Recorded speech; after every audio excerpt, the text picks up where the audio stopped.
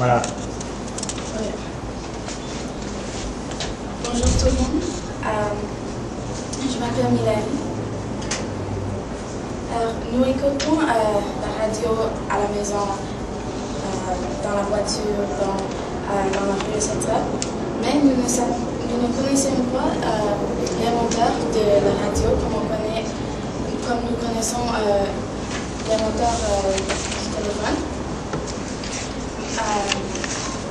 Mais la radio est aussi important que le téléphone, comme c'est également une invention de moyens de communication.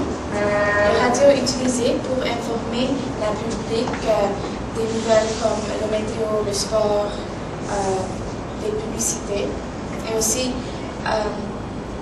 on s'amuse d'écouter de la musique.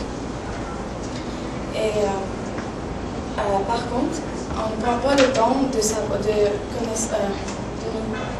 connaître l'inventeur du radio, M. Guglielmo Marconi. Et je vais vous parler de son biographie. J'ai fait une erreur ici. Son biographie, ainsi que je vais parler de son travail accompli et les résultats de son travail. Alors, son biographie, j'ai fait une erreur.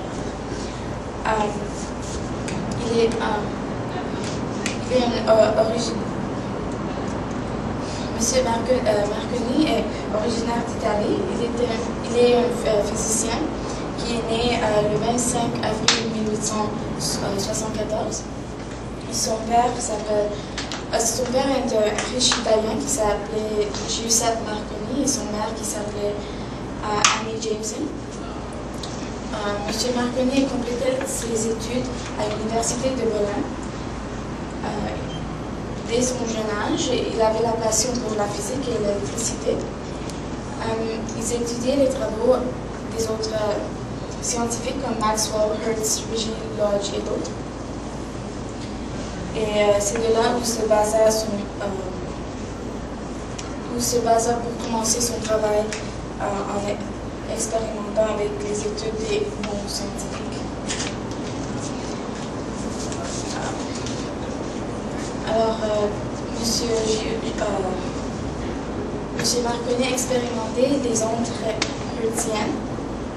Comme il avait s'intéressé à la télégraphie sans fil en 1890.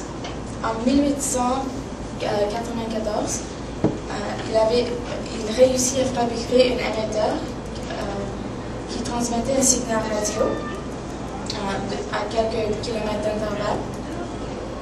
Et il a inventé la radio en Angleterre. En 1901, il y avait une autre signal radio à l'autre côté de l'Atlantique. Et en 1920, on pouvait suivre les premières émissions de radio régulière.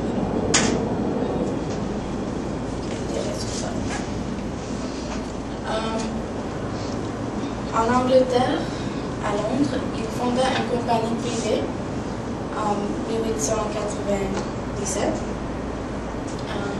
Son invention de la radio a aidé l'application militaire et civile.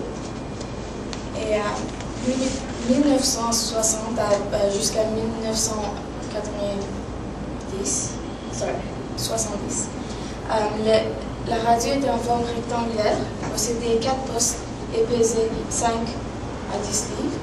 Il mesurait 60 cm de longueur, 30 cm de largeur et 25 cm de hauteur. Et durant ce temps, il y avait juste la station AM. Et plusieurs années plus tard, il y avait le FM aussi. Et en 1909, il a reçu le prix Nobel de physique. Et en conclusion, il avait changé la monde. Il avait travaillé avec des ondes hertziennes, comme il avait comme l'émetteur qu'il avait fait, a transmettre un signal radio. Grâce à lui, la technologie a avancé et d'un public est plus informé et nous avons écouté de la musique. Et aujourd'hui, nous sommes contents d'avoir un scientifique comme Guglielmo Marconi. Et est-ce que vous pensez que la radio est une invention aussi populaire en 10 ans, malgré des différentes inventions apparues? Merci.